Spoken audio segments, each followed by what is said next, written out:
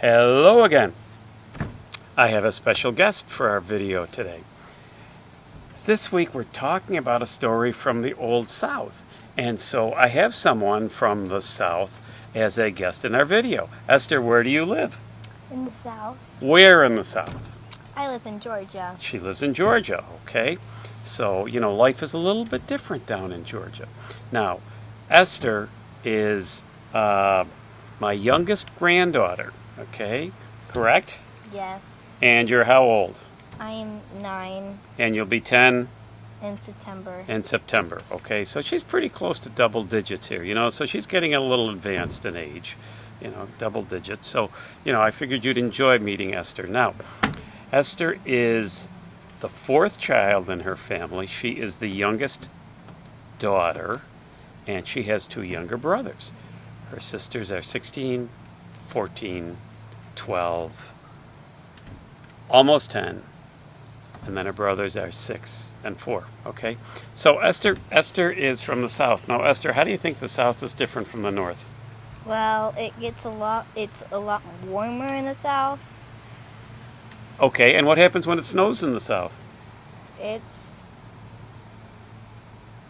Do you have school when it snows? No. Even if you get this much snow? No. No. And how long might school close for? Like 3 days if there's snow, and if the snow won't go. Don't you wish you lived in the South? See, they get this much snow and school's liable to close for 3 days. Okay, so I just wanted you to meet Esther because she's been a special guest with us this weekend. So, okay, you can go back and harass Mama now. Thanks, Esther. Bye. Bye. Okay, so what the heck?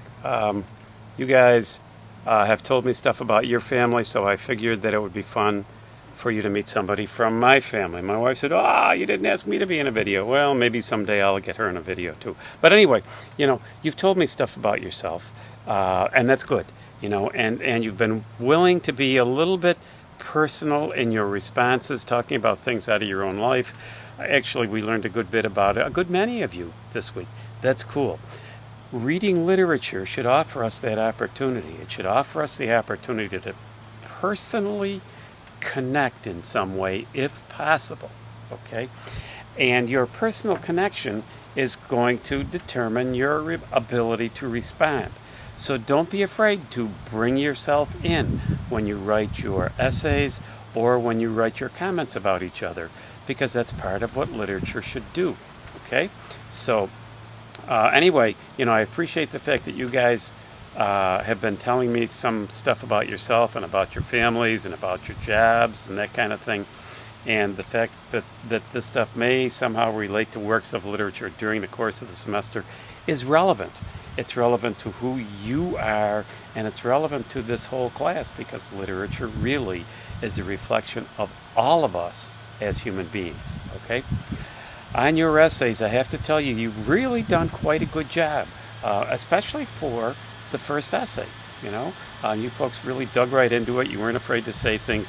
You didn't try to write one sentence about each story, but rather you developed your ideas, and you did a nice job. I'm quite pleased with what each of you has done so far. After I correct or go through, 3 or 4 of your essays, I'll send you a list of the grades that you've acquired so far. But nobody got any bad grades on those. There were no poor grades at all. Everybody's work was above average, which means nobody even had a grade as low as a C. So feel good about what you're doing and keep putting forth your effort. On your comments, most of you also did, pretty much everybody did a very good job, because you were willing to say more than, I like what you wrote. You were willing to say more than that. Or, you got into what you liked about it, what you agreed with. But more importantly, you said things like, I never saw that in the story. You've caused me to have a different look. Also, don't be afraid to really disagree with what somebody says, okay? If they say something and it just doesn't make sense to you, then don't be afraid to say that in your comment, because we are all learning from each other, okay? This isn't just, teacher-student. This is all, 16 or 17 of us in this whole thing together. And I learn from what you say, just as you learn from what each other says, and hopefully you learn some stuff from what I say. Okay? So you're doing well. Keep up the good work. And again, with your comments, don't be afraid to disagree with what somebody has said. That's okay. You're not going to hurt anybody's feelings. You may cause them to look at things in a different perspective, and that's a positive. Okay? Now, this week we're moving on to the concept of plot, and plot is the series of interrelated actions that make up a work. And, you know, plot is the actions, plot is the character, plot is also the sequence of events. Or, you know, let's say characters help make the plot, okay? Usually, plots go in a straight line order, right? Like in The Story of an Hour, you know, we saw about what happened right at the beginning where Mrs. Mallard got the message that her husband had been killed, and then we saw her going to her bedroom and, you know, be kind of grieving, I guess, and her sister kind of saying, come on, you know, come on out, don't lock me out. And then we saw her looking outside and kind of like, I don't know, reacting from a different perspective than probably any of us would, you know, and that was kind of cool. And then we saw her finally coming down the stairs, and we saw the door open, and her husband walked in, and she dropped dead, okay? All of that happened in straight line sequence. Not all plots are in straight line sequence. Some plots, things bounce around, okay?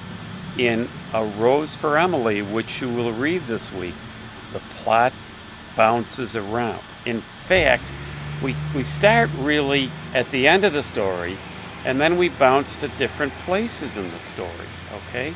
So I suggest that maybe you draw a timeline to help you follow through the story, okay?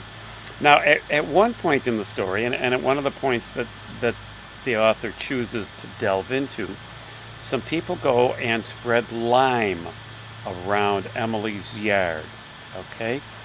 And when you read the story, you'll come across this, where people are spreading lime in the yard. And actually, Emily sees them doing that, even though it's at night. Emily sees them doing that. Your video question for this week is, what was the reason why these guys spread lime in Emily's yard? Okay? What was the reason these guys spread lime in Emily's yard? It's pretty fascinating. Now, this story, again, you know, you kind of have to tie the pieces together. You know, when you meet Homer, and at one point Homer comes to Emily's home for dinner, read that section, that particular section, pretty intricately, and then what happens after it also read pretty intricately. It's a story that is just filled with surprises. When we get to the end, I think that you may find some irony there, but you may not. You may not be surprised at all. It may kind of be exactly what you expected. Emily became a recluse. She subtracted herself from the other people in the community. Keep that in mind, okay?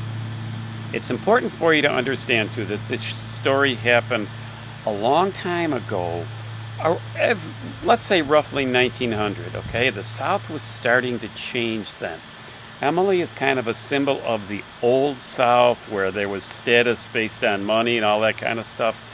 And the story is actually taking place in a South that has changed, where we don't just have the rich plantation owners and you know, the slave owners and that kind of stuff. We have factories being built and people going to work in a regular fashion and such. And Emily has a really difficult time adapting to that. So the story, to some degree, is a contrast between that old South that Emily grew up in and the developing South. Okay, she just had a hard time with it. Change is hard for a lot of people. It was very difficult for Emily. So, have a good time reading this story. Keep in mind that the plot does not go in straight line, but rather you start at the end and you bounce around to different points that the author wants to tell you about. Okay? Faulkner lived in the South, so he knows what the South is all about. Faulkner is one of America's great authors. Okay? So hopefully you'll read this story, you'll enjoy it, and you'll have lots of good things to say about it. Okay? Have a good week.